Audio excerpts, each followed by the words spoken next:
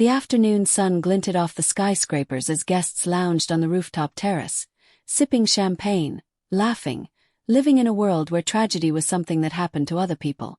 At a corner table, David Mercer, a man who had built an empire but still couldn't buy time, was deep in conversation with a business partner.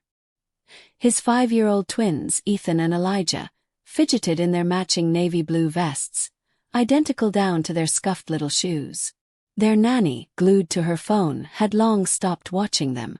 A breeze fluttered by, snatching a napkin from their table. The boys squealed, chasing it as it danced toward the railing. To most people, the railing looked solid, sleek steel and glass, designed to keep the world out and the guests safe. But Maya Carter knew better. Maya, a waitress in a crisp red uniform, had just finished polishing that railing. She knew about the narrow gap near the bottom, just wide enough for small hands to slip through. She glanced up just as Ethan climbed onto the lower bar, reaching for the napkin. Elijah followed, giggling. Her breath caught. "Boys, step back." The wind gusted. The napkin flew over the edge. And then, 1 second they were there. The next gone. Not gone. Dangling. Their tiny fingers clung to the polished metal, legs kicking at nothing but air. 64 stories of empty space beneath them. The terrace erupted. Gasps, screams, chairs scraping. Phones rose, recording. But no one moved. No one except Maya. She didn't think. She didn't hesitate.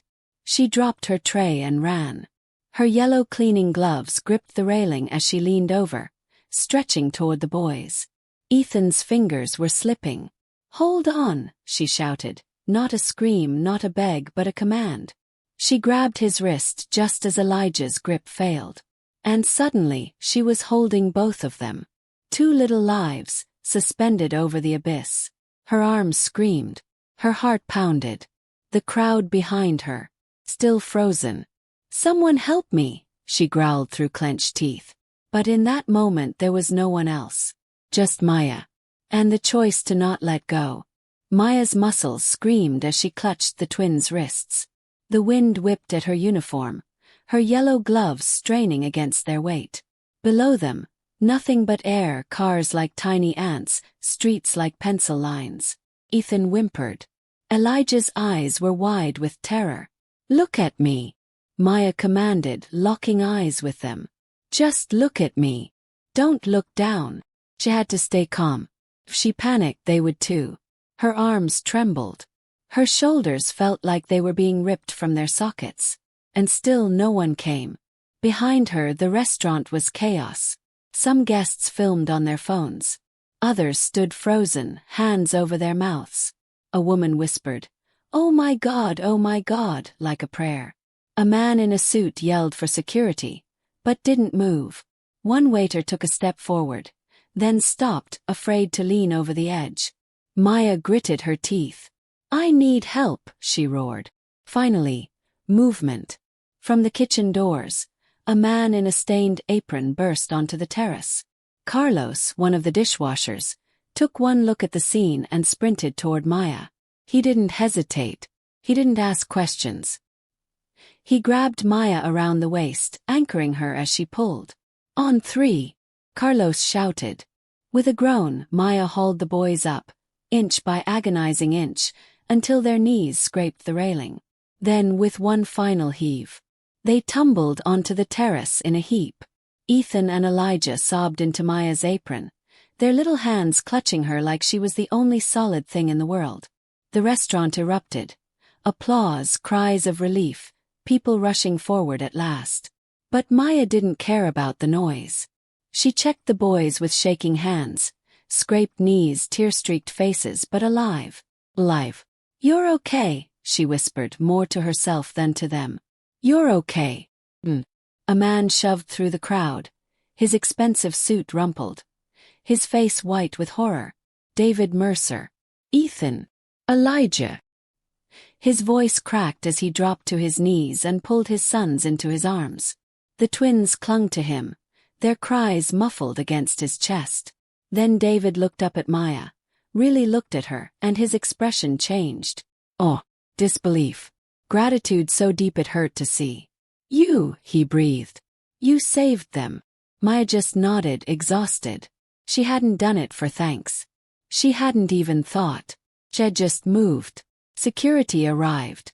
The manager fluttered around, torn between scolding Maya for breaking protocol and praising her for saving the restaurant from a nightmare. Guests kept staring, whispering, filming. But Maya, she picked up her fallen tray, straightened her apron, and went back to work. Because heroes don't always stand around waiting for applause. Sometimes they just quietly save lives. And keep moving. Maya didn't have social media. She didn't own a fancy phone. But by the next morning, the entire city knew her name. Someone had posted the rescue online. Waitress saves twins from 64-story fall. And like wildfire it spread. News vans parked outside the Skyview restaurant.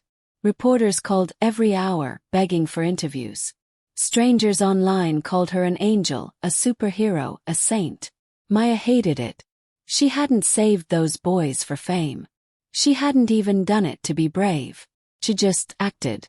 But the world didn't care about why. It only cared about the story. 3 days later, David Mercer walked back into the restaurant. No suit this time. No business partners. Just him, the twins, and an envelope in his hand. Maya stiffened when she saw him. She didn't want money. She didn't want anything from this man. But David surprised her.